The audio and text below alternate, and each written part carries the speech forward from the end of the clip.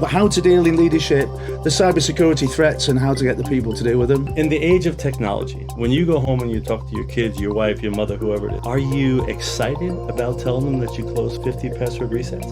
Ironically, right? And now we're saying, trust. by the way, I have zero trust of you. Yeah. Right? I don't care if you're sitting at home, and I get the conceptually, I understand it, but So I mean, the communication level there, literally just like ready. Right. Tink. yeah. And if Darren you're, got it. if you're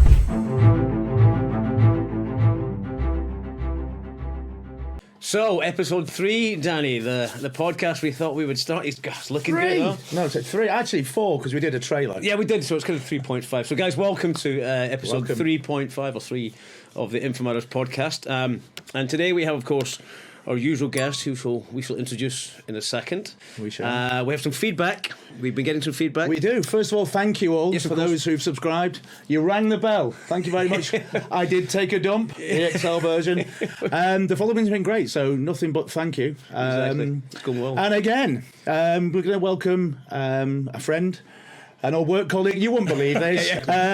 Again, a big man in his word, a big man in his style, a leadership guru that we all know. You wouldn't believe it. We all work together on the biggest migration projects. Although Peter Paul Graff, shocking. Welcome to the show, Peter Paul Graff. Thank you. Thanks for joining us. A leader of innovation, leadership techniques.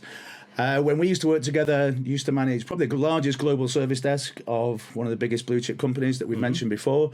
And I think myself, Kenny and the team were responsible for pretty much every single ticket that was raised. I was about to say, we did our fair share of setting fire to the help desk. We did. We set fire to the help desk. That's how we got so close. We did.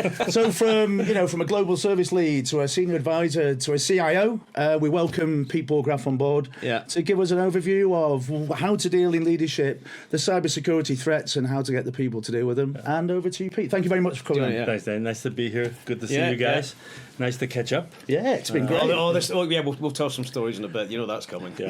Guys, great to be here. I mean, you covered it. I've been around the mill.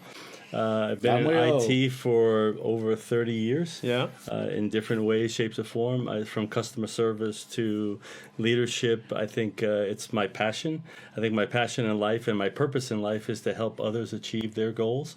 Whether you're a company or whether you're an individual, that's kind of where I feel I live. Great. So I'm excited to be here and to talk about all the topics today. Yeah, and we got a list. No, we always said that when we started the podcast that cybersecurity would feature heavily. But let's get a little more friendly subjects, that sort of stuff. Yeah, we had a brief chat prior to this. I think Kenny's going to lead off with the first question. The cybersecurity thing will come into everything. Yeah.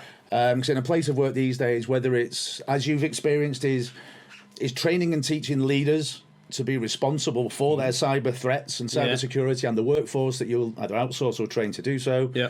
Everyday life brings in cybersecurity in modern days. So, Kenny? So we'll pose the first question, and you can feel free to elaborate and tell us some stories. But generally... He said elaborate. I know. Big words for big boys.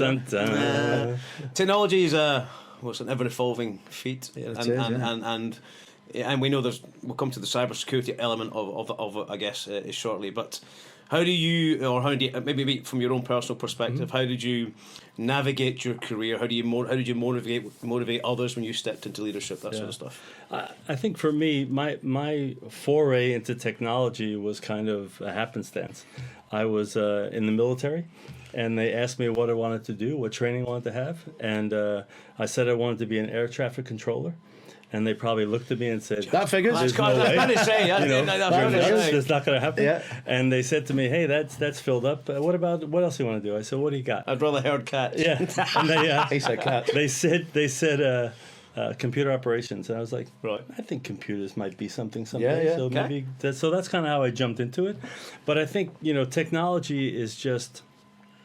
I think in today's society we get worried about technology is changing. Technology has changed since it started. Yeah, that's true. Right? It's just a major evolution. Now it seems the pace of change is faster. So I think leaders have to be more aware of what's happening around them, right? Be aware of technology. What is it? What's the new stuff on the table? Yeah. How is it going to affect your team? Right? I think there's a couple different angles that leaders have to look at. They have to look at their own organizations. They have to look at the wider impact for their people and for their organizations and the companies. But I think it's just something that I don't think we have to get overly excited about. Yep. I think it's a constant change, and I think that's what leaders need to be able to evolve. Do you see? I mean, it's changed. There's how you constant but change. And how you foster innovation within a large environment, or whether it's it's face-to-face mentoring with people. Yeah. I've spoken to a few people outside of the secret bunker. Yeah. And a lot of people have said it is leadership, and it's having leadership understand what they're facing. Right. Because change comes around so quickly, and with the the new AI generation. Sure. And it's scary. It's never been faster. It scares me. On steroids, I mean, I'd love to be a university student now and just go ChatGPT. Done right on the razzle. Yeah, absolutely. How do you deal with innovation and make people at rest? Yeah, in a modern place. I think it comes down to having a conversation, right? I think so many times leaders and people in general don't feel like they can't talk about certain things because it might upset somebody, right? But political correctness or politics, that sort of thing, is that? Yeah, just in general. Okay. I think, but in general, even when it comes to innovation, right? Because AI is the hot topic, right? Yeah. And machine learning, it's going to replace people. That's everyone's worry. Yeah. The reality is, it's not. I mean, yes, some jobs that exist today and yesterday may start to change and morph. Yeah. But the reality is, it opens up so many new opportunities. I think that's the leader's job, is to help point out those opportunities. Yeah. And inevitably, yes, people will be impacted. Yeah, and you make a good point. You could segue into perhaps our next point in question. I mean, AI brings a speed of change that we've never seen. Everyone's keen to get their slice. I mean, from a service desk perspective, we all use it now. Yeah, VR bots, fantastic. It's probably passively or historically has been passively built into tools. It was called automation once upon a time. Right. Now it's automation on steroids. Right. One would argue we should never let that go. We know there's distinct views around the world that the biggest threats to mankind is AI. So there'll always be a people element controlling that. Otherwise, when it becomes self-aware, we're all screwed. A bit of a stark view for now, but. And how would you do that? Yeah, so how do you control it? Exactly. So you've got the evolution of change and all that kind of stuff. Is it a case of, are you an early adopter? Yeah. Would you say? So I think in organizations, especially the organizations that I manage in the customer service space, you have to be an early adopter. Because they are. Right? Yeah, because they are. And I think the reality is we have to help customers through their challenges. So we have to be part of the early adoption. Amen, yeah. But it's interesting because everybody has different reactions. If I'll bring a story from years ago, I had a service desk agent who said, we were looking to automate password resets. You would think it was the smartest thing to do. When I introduced that to some of the organization, they were like, well, hang on. I close all the password resets, so that's an easy fix for me. Right. And I said, and this probably wasn't the most correct way to say things. I mean, that's Cybersecurity 101. Right. Password reset. Right, but I said, in the age of technology, when you go home and you talk to your kids, your wife, your mother, whoever it is, are you excited about telling them that you closed 50 password resets? Or would you be more excited that you learned a new technology? Sure. I said, because password resets it's not sexy. No. Right? It's necessary. I mean, we need people to do that. Right. But you do want people to grow and think out of the box and think, well, if I can do that, I can do that. And then you're fostering... You relax a bit more because you're safer. One would maybe argue that sort of stuff. We talked a little bit about password resets and the fact that, and again, stepping in a little bit towards cybersecurity or doffing our cap towards cybersecurity. That's all NIST too as well, which we... that's a subject for a massive another podcast day. We say is if you're using a single password, a single username and password when you're logging in, that should feel alien to you. And taking that a step further, we're in a secret bunker. We're surrounded by them, passwords and pin codes, and so we and I sense a theme. Peter, of always wanting a positive spin, and I think of similar educations that I was taught as a project manager when I first was. Well, one of the first times I was in DHL. We always love a story on the podcast where we have this challenge phrase mechanism that was brought about so that you could reset your passwords. Sure. And for at the time, I could see some of these challenge phrases, and it wasn't. And it makes me laugh. Some I am not repeating. Yes. But one of the ones I had last night... If you forget your name of your dog in your first school, you can't log it, aren't you? Oh, no, there was all that kind of stuff. Car. Yeah, exactly. But it was one of the ones was, what did I have for dinner last night? Right. Unless you're going to have the same forevermore, you're never going to know the answer. Right? Yeah. That was one of the kind of classic examples where we made life difficult for, today we say, the end user. But the sentiment of our aim was evident. We're trying to make the life secure. I don't know if that was ever received in the way it was intended. However, that sort of stuff. But what would you say was one of your biggest challenges in your leadership journey? I think it was, in general, was getting people to understand that change is inevitable. Yeah, true. Right, and to not be afraid of it. Right, because the reality is, it's funny to me, in business, people don't want to change. In your personal life, you adopt and adapt to all the new technologies. True, very true. Right? Yeah, new phone, new interface, new computer. It's exciting, nice. It's exciting, right? But in work, it's holy crap! I can't believe they're going to make me change again. As you know, with myself and Kenny, with all the migration projects, transformation. Unless you're going to someone's desk and saying, "See this shiny new laptop? This could be yours." If you just log into it with the credentials, if you remember, just hold it like this. Yeah. It's free. It's shiny. It's got your name. No. Do you want this new iPhone? Yeah, all right. Yeah, that'd be great. What's the difference? Yeah. Change is really different. I suppose that spins into a question that we were talking about. Previously, that falls into significant challenges with not just engaging leadership, but having them understand the path. Because in the position you are, mega senior, managing global organisation, you have to feed the information up to people even higher, and make them realise. And is it similar going up as it is coming down? I think it's easier going down, right? Because going up, everybody has their own stance. Yeah. Right. And I think, listen, there are executive CEOs, CIOs, managing directors who are really sharp in technology and understand the ups and downs, the pitfalls. Yeah. But, the reality is technology changes, involve people.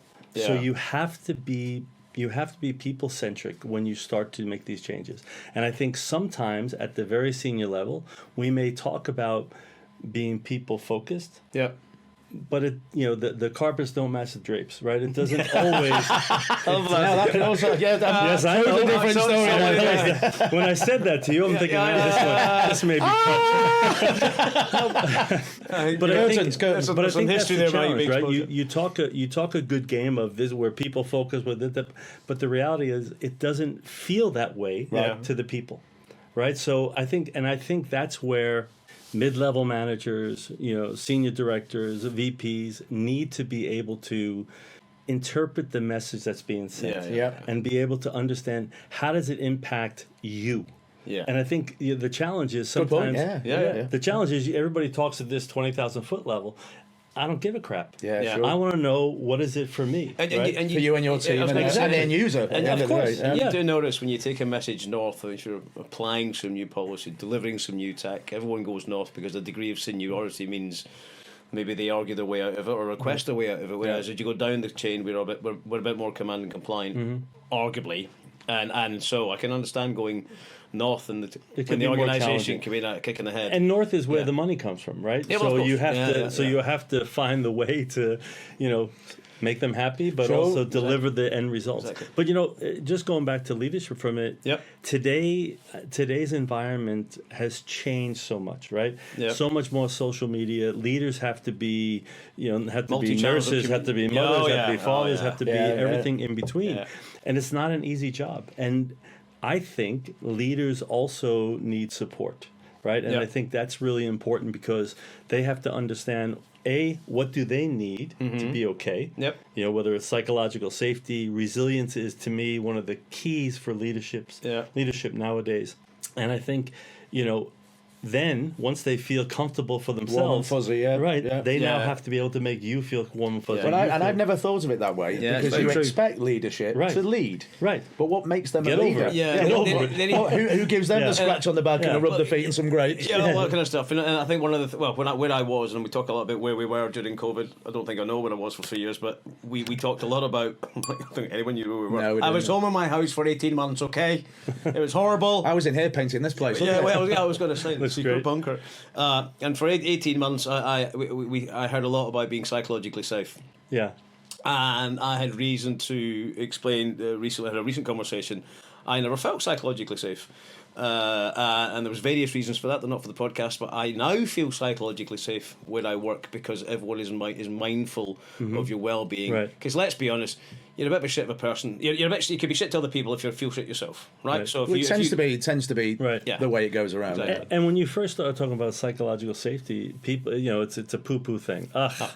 Come on, just get over it. Yeah, tough up, kind of thing. Yeah. And there are a lot of people that can't. Well, in exactly. today's world, the reality is there's so much crap happening. Right. Yeah. And the need to feel safe, whether you're at home, at work, wherever you are, it is a leader's responsibility to create that environment. Yeah, sure. And to feel it themselves, but to also create the environment so that others feel.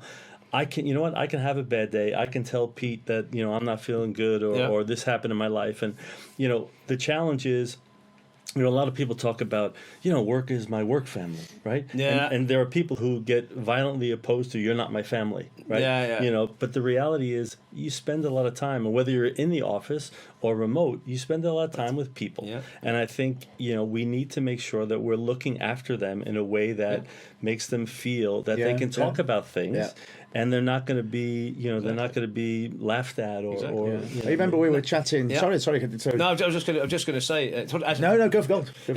Talking of people, somebody go. I know we should go. And we've had some feedback. If you've noticed a distinct change in the amount of talking that Danny and I are doing, we did get a little bit rumbled for giving our previous guest Joel not so much airtime as he duly deserved. And second, I think it's David. Yeah, he's going to MMA, or was it MFA, or was it FMA? One of the two. Too many security passwords. Absolutely. But we get excited. And second bit of feedback was that when we covered zero trust, we didn't cover it at all. Well, we didn't have a week to record the podcast, so we covered elements of that, and of course we may well come back. Now, just before we continue, one small interjection. We have of course to discuss the business of the podcast. There's a little bit of recruitment that is required of us or necessary of us from Xtelligence, our hosts.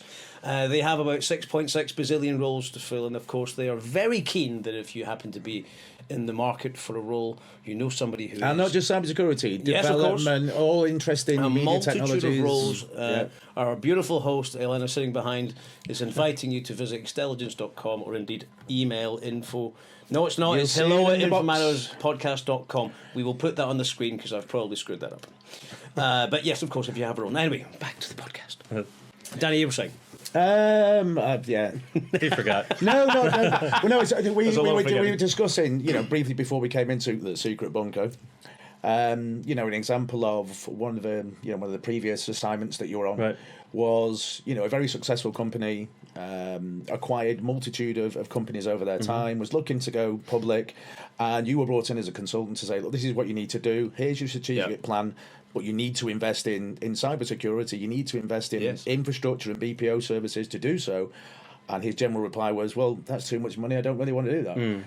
Yeah. And is that, I was going to say, is that one of the challenges that you face, is that it does come down to money essentially, but not to common sense, whereas it is you're never going to sell if you don't get ready. Yeah. Right. Is that something that you come across a lot? Absolutely. And I think, and you can understand, right, that if you're a smaller company, you don't have millions to spend on cybersecurity. Yeah. But the reality is it doesn't mean you don't do any of it. Yeah. Right. And I think exactly.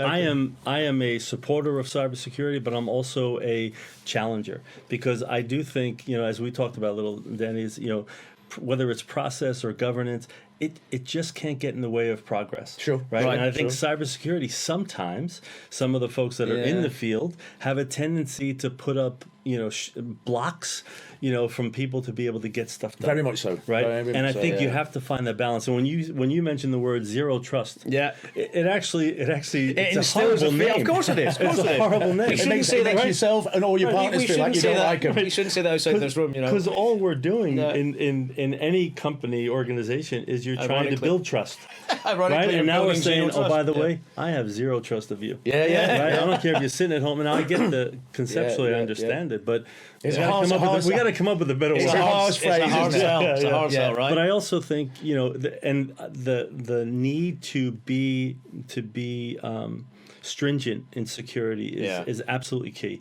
Whether it's I was talking to my son the other night, my 9-year-old, and he was playing Roblox. I know it well. Computer. I know it well. I don't know how to play it, but he was playing it. Get him to give me a call. And he said, ring the bell, subscribe. I'll give you some tips on Roblox. And he said to me, I was one of my friends. He was playing with one of the friends online, and somebody gave him, I don't know, something. I don't know what the hell, whatever it was, he gave him something. Yeah, it's like virtual currency or something. Yes. And I said to him, hang on, what do you mean he gave you something? Right, first of all, the dad came in, out of me came and said, who touched you? Yeah. But the reality was, he was very innocent. Someone gave him a token of some sort. Yeah. And I was telling him, Tobe, you can't just take something from somebody, right? And I don't know if you can reject it or the guy just drops it in there. I said, but you should be playing in just with your friend, with nobody else. But again, I don't understand Roblox, so I can't.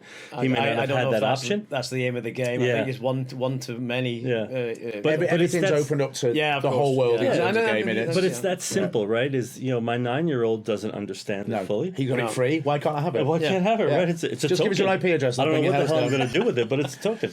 So of course, my paranoia was, did anything happen to my computer? Because he happened to be sitting on my personal computer, and everything's fine. There was no untoward things. So, but he now has an Etch-a-Sketch. I mean, it is a norm as a father. You can say, hang on a minute, who is this person?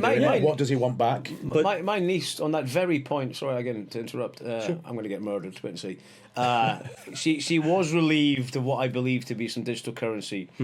Which turned out to be not digital currency, but £100 and something at my sister's PayPal account. So there was a connection there, and I was advising and doing the cyber diligence thing, and there was a number of credit cards. You know where this could have gone, it didn't. Remove the, and of course my 25, I don't know who she is, 9-year-old niece had no clue. Accepts it in very graceful. Have a look at your campus subway surfer about 7 years ago. On a plane to Milan, just buy another pair of super boots. But at the end of the day, I educated him. I didn't tell him I have zero trust for you. Right. I just see where this is going to go, right? But I think it's important. It's important that we know about it, that we talk about it. But I also think whether it's in your personal life or in work, there has to be, I don't want to use the word flexibility because that things that I don't believe in opens up, but there has to be some understanding of how I need to get things done, and what hindrance are you putting? You have so much pressure. Business is asking for this, right? As an IT guy, I need to get stuff done, right? So stop blocking me, right? And I think that's what people see. It's always the perception of being. Now we know security by definition. I'm going to get chewed up on the. You don't know. We love a bit of sensational feedback. As Pete said, if you've gone from the techie side of things, they're basically like removing boundaries this side, closing everything in, putting in more layers, which is just making everyone else's job. It's supposed to be making it easier. So it's a single sign-on, off we go, but it's not. Out here, then you've got your vendors, your third parties. You've got integrated service desks that need to talk to this, but they can't do that. And the stoppers. And it must be frightening to leadership because A, the cost. And B, you've got to educate your team, who's got to educate the end users, who've got to educate essentially the business, which are the clients that we serve. And it's but with all of it, it has to be done. So it's just a matter of how do you do it in a way that continues to allow people to grow their business, to grow their impact, and so I think again, I'm a supporter of cybersecurity and infosecurity, but the reality is we have to find a way to smooth the waters. Smooth the water. I don't want to say lessen the impact, but to smooth it so people understand it better as well. True. We hit on before, didn't we? We kind of there's this NIS2 that's coming in, European guidelines. On cyber. And I was studying. I was researching at the weekend, and it's gone from here we are now to. Wow. I mean, by the time companies are already 12 months behind the curve in terms of compliance. 12 to 18, And the amount of money involved that leadership will have to deal with is bananas, but the amount of control gates in place. I don't know if people have the time to implement it. Never mind, do your daily job. Well, we know, and that'll open up the gaps within security layers. Of course, and this goes back to the investment that's needed in cybersecurity, right? Which is already delayed from the start. So they've got this multi-year investment cycle that they can never break the back of. They never get in front of. The threat elevates. the policies change, and it's a this never ending cycle. Now we know that cybersecurity rolls the world over between 3 and 5 million open at any given point. I don't know where I got that figure from. It's on the internet, must be true. No. I mean, it's a broad I will find the statistic. Yeah. There's loads and loads of roles. It's why I think Xtelligence, our hosts, are seeing an elevation in roles. Again, not all cyber defense are related. Certainly some in data. You'll see when you look. One thing I fight with all the time is that we inner must demons. But we must do things fast. Hackers don't give a shit about your policies and how far behind you are. In fact, they pray and hope you are behind and all that kind of stuff. And if you read some of these, it's fascinating stuff sometimes. You read some of these exploits that go on. I mean, there's always the ask of any organisation. Yes, it's an exploit, but is it exploitable? We talk a lot about that in my world in OT, operational technology, of which I spend a bit of time in. But I'm a classically IT trained lad. But gents, how do we make stuff happen faster in a safer way, and not make this a horrific experience for the business or the customer? Can we? Yeah, I mean, I'm sure you can. We see it from a different level. No, I think you can, but again, I think there has to be.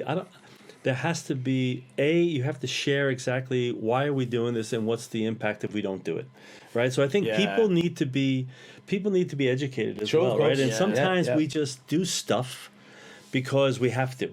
But we don't take the time to tell people, here's why, here's the impact if we don't do it. Right? And not trying to scare the pants off people, but just kind of have those conversations. And do you not think that's the better way to do it? If we don't do this, we are. I think it goes back to, what all leaders should be is transparent, right? I tell my teams basically, I will tell you what I can tell you when I can tell you. And if I can't tell you something, I will tell you I can't tell you.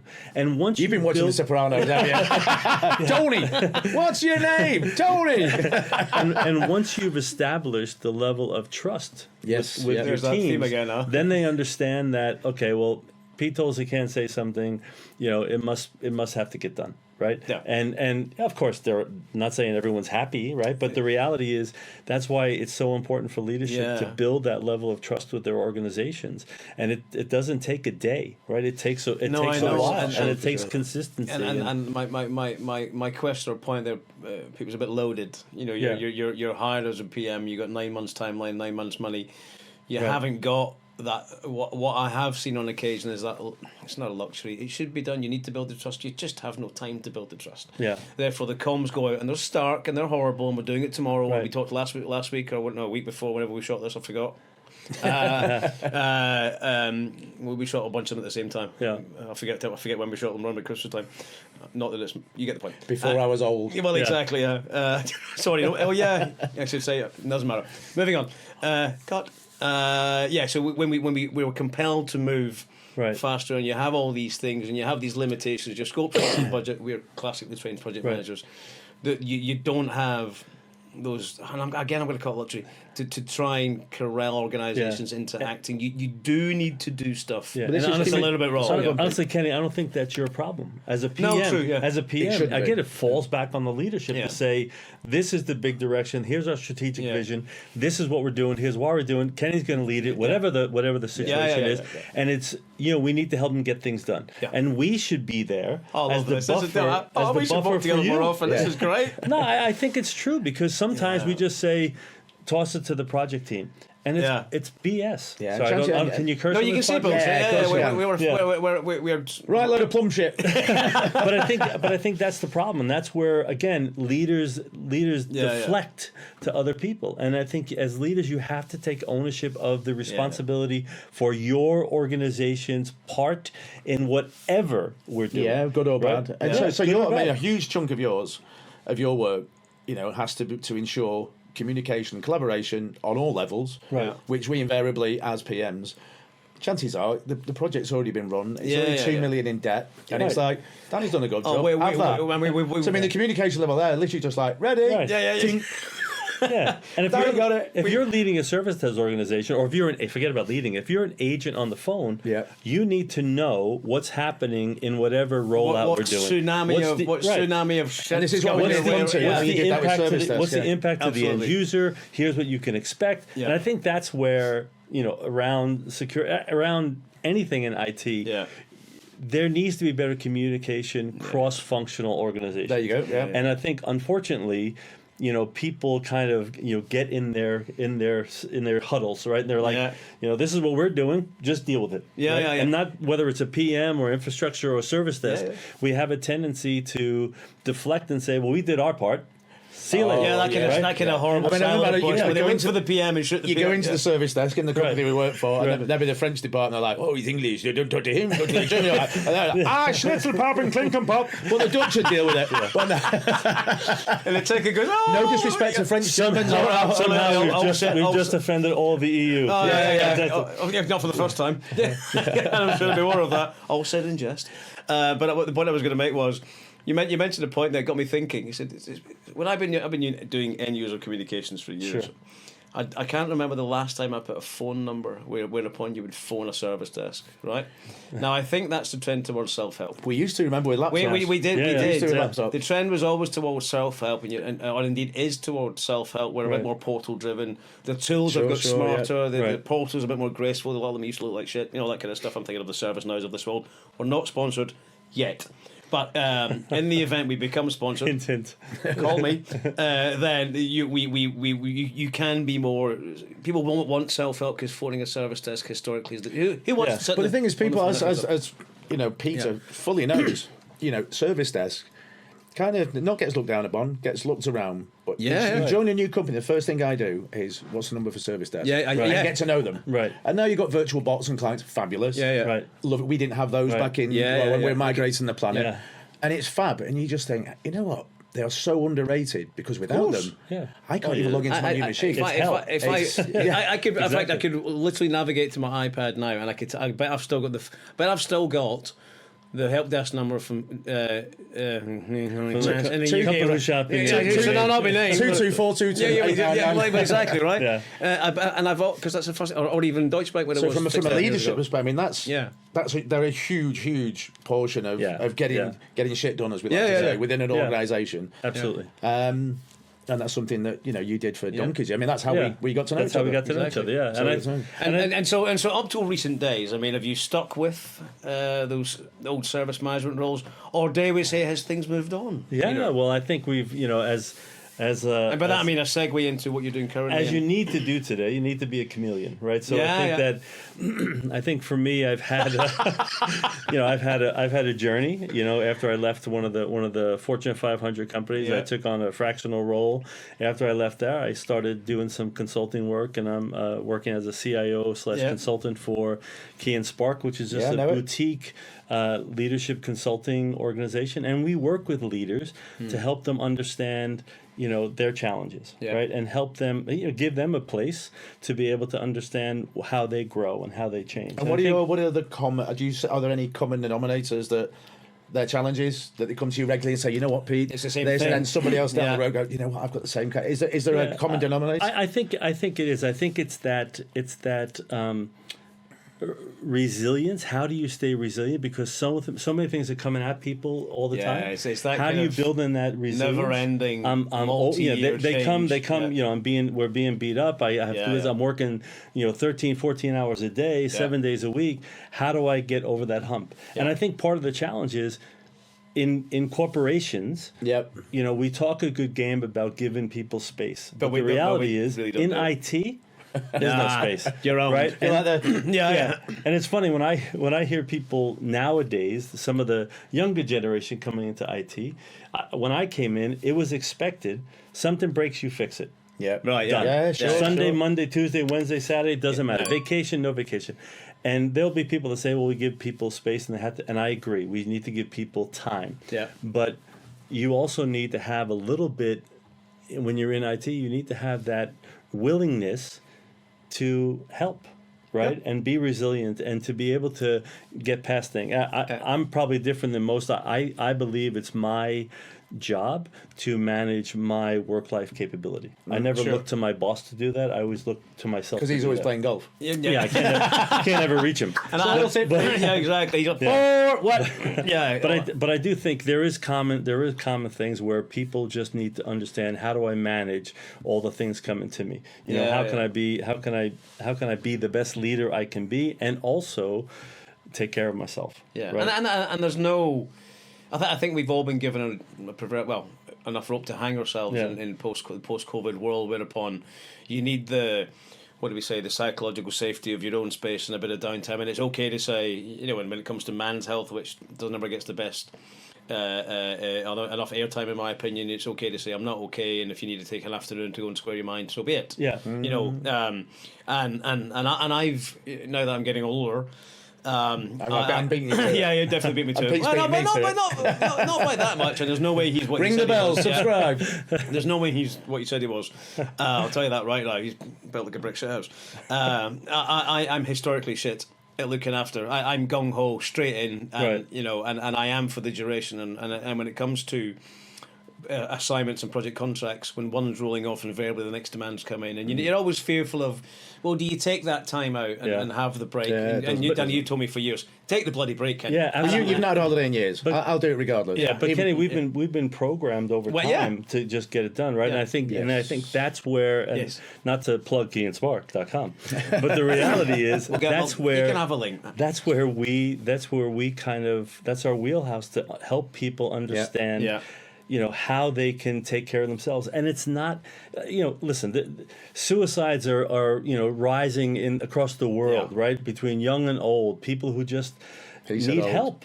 Yeah. Right? Of course. And I think that the reality is leaders need to be able to feel like they can ask for help. Yeah. And it's not, it's not frowned upon. It shouldn't be shamed, right? I mean, it was in our I've got hellish IT upbringing and management. Whereas now it's get shit done. Whereas now it's kind of the norm to reach out. It was our mantra for years. And we don't know anything different. Actually, I changed mine a few years back to go from GSD on Skype or Teams and whatever it was to GSD 2018 and 20. I couldn't use GSD. I couldn't use GSD because I'm working for GSK and I got it all buggered up one day. And I'm talking to C-level management and I went, get shit, one company name. Yeah. But mine's now do less shit. Yeah, the other thing is, though, I also think it's okay to be you. You have to be there, otherwise you're not. And I think that's why you and I got along. That's why you and I got along because we would just talk. Yeah, and there wasn't. It's not as they say, putting on airs. Well, I'm talking to Danny. I have to be very politically correct. Oh yes, and nobody ever. But you need to be respectful, right? And I think that's where leaders kind of we've noticed three things. Resiliency is key. Psychological safety for yourself and also giving it to your teams. And the last bit is really about personal branding, right? How do right now people ring the bell? I need the subscriptions. But it's not putting yourself on a logo. But the reality is, personal branding is important for leaders because they see what happens with people is they get a reputation. That's not personal branding. Personal branding is how do you want to be seen? Take control of your narrative. Yeah. Right. And obviously, it's got to be truthful because if you sell a wrong narrative and people know that's not how he is at all. Come unstuck real quick.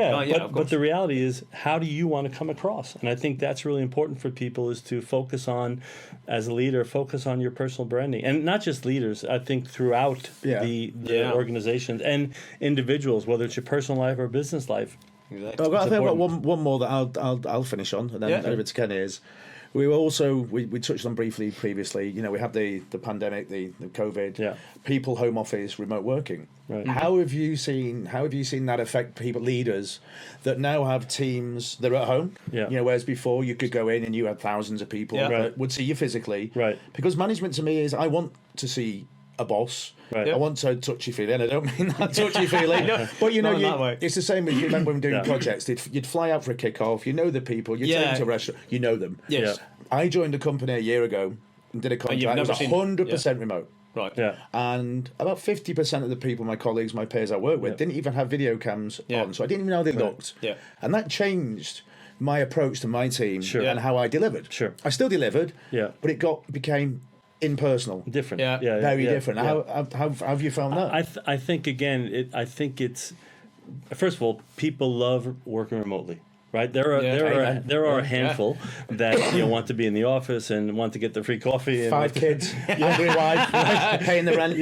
But I think the reality is most people would prefer to be where they are, remote. Sure. And I think from a leadership perspective, and even individual, how am I going to stay in contact with you? I saw you every day at the coffee machine. Yeah, exactly. Now I don't see you. Yeah, So, yeah. and I think that's when COVID hit. I think it really gave everybody an opportunity to kind of, change and be what word do I want? Be innovative on how I'm going to reach out, how am I going to communicate? Because communication still needs to happen. Of course, and I don't think it's just a traditional blast you an email. I know what I did is I started to make sure that I was doing 2-minute updates with Pete. Yep. So every week or every month they would hear, every few weeks they would get a 2-minute update. Here's what's going on. Here's what's happening with me. Here's what's happening in the organization. But I also think nowadays people are also, at a company that shall not be named. Right now, there's not a hell of a lot of travel because they're in this. In the book. We did certainly, but I was at the time. Again, I forget who was all around at the time. We were there 75 million was saved in travel. Yeah. That could be redirected into the appropriate business of the business I'm talking about. And the point I was again years ago reflection on large change programs. There was the one and did the rounds on social media. Who was the most influential in your business transformation program when it came to productivity, personal productivity, remote access, conferencing, all that kind of stuff? Typically, your Office 365 or the equivalent set. Was it the CISO? Was it the CIO? Was it the CEO? Or was it COVID? Right. And COVID forced it. Yeah. And the money that had gone into. Granted, there was slightly more graceful messaging, other than a Friday piss off and don't come into home. I mean, for me, for the right? good, but it's how is that effective? Yeah, no, of course. If you want to be an effective leader, but you haven't got that ideal leader, and I don't mean that in a governance way. And it must have an effect. Yeah. For sure, and I've gone full circle. I am your leader. That's not product placement. I've gone full circle. I prefer to be around people, so I spend some time in the office when I can. We have monthly face-to-face meetings, and they're fairly regimented, and that is quality time. One of the things I remember from our DHL days, I would not mention that. One of the things I remember from our other days was that you would always have the kick-off face-to-face. You would build that bridge. Right. And therefore, if you saw them again, you'd already had some sort of personal interaction. Yeah. And during COVID, the way that we invented the bunkered bar, which was a domestic Skype-based... We're still in it. It wasn't here. It was online. We invented that to try and keep that camaraderie up, that sort of stuff. But I think, Danny, it didn't really... It changed in the way that we did it because, as you said, you get on a plane, you go and I have a town hall with 300 people in Cyberjaya or in Germany or whatever. And I think leaders did feel, how will I continue to connect? And I think if you did it before by getting on a plane, keep doing it, right? Yeah. Have virtual town halls, have Q&A sessions. I started a thing called a talk show where I would invite people on and interview them about different things, and we would engage and we'd ask people questions. And the other thing is opening up the ability for people to ask questions live. And some people, some leaders, especially some senior leaders, they get so hung up on. You can't ask anonymous questions. Bullshit. No, you've got to empower the people there to tell you. You have to. Because it goes again with psychological safety. Yeah. If you ask someone, if you tell your name, people say, I'm going to get fired if I ask a bad question. There's still that mindset for people. And I've never heard of anybody getting fired because they asked the question. And that's an ineffective workforce if you can't give your... But if a senior leader says, turn off anonymous, and they have to have the name to ask a question, it's just a cop-out. It's because you don't want to hear the tough questions. You want everybody to be nice. Yeah. No.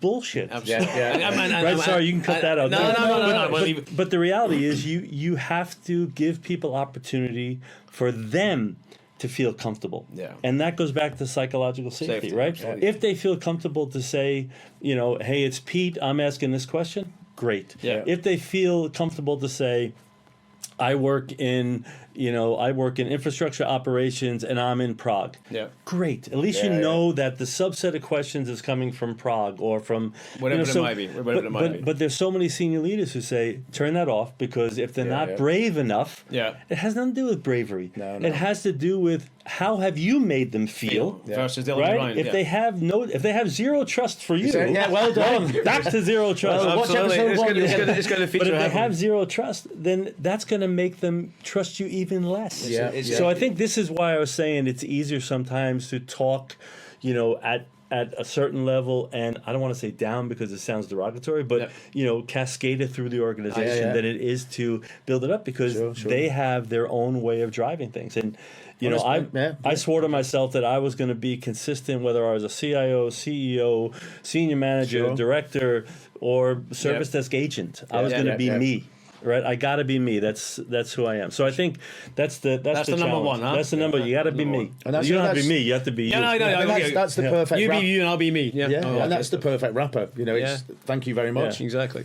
But and again, throwing in the cybersecurity, 99% of cybersecurity attacks are caused by end user misunderstanding of. Or misconfiguring, or doing something wrong, because they don't have the knowledge to understand why they've done it, or they ask the right person to what they should do about it, because it relates exactly to what you've just said. I don't want to raise my hand up because I've clicked that and the whole network's come down. You shouldn't put your hand up, but they should know their environment they're working in to do so and ask the right questions. Absolutely. So it all ties into from a leadership to a workforce to security to making yourself known.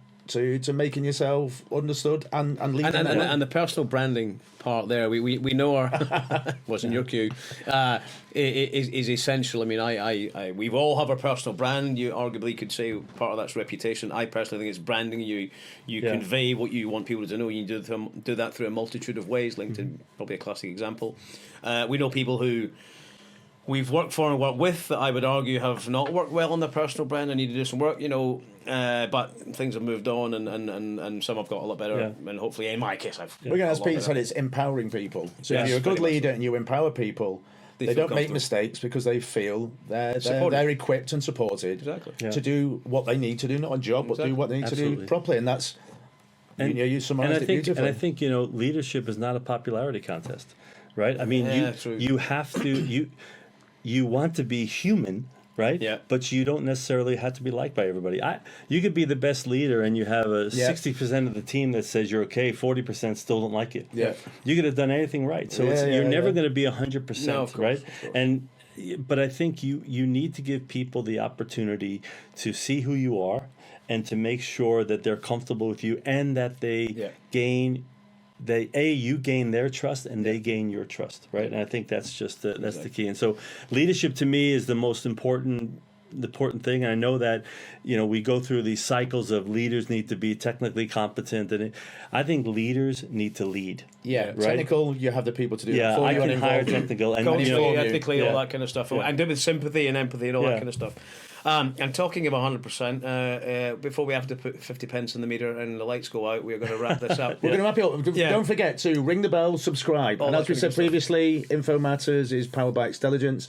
If you have any questions, you want to send your CV, you want to view all the positions that are open, send your CV to hello@infomatterspodcast.com. Or just put a comment below. Thank you so much. Thank you. It's been a pleasure. I hope we get to see you again on a personal level. And it's good been to see wonderful. you again. And so from us, Kenny and Danny, and our very good friend Pete, we will see you next time. Episode whatever it might be. See you next time. Really appreciate it. Yep.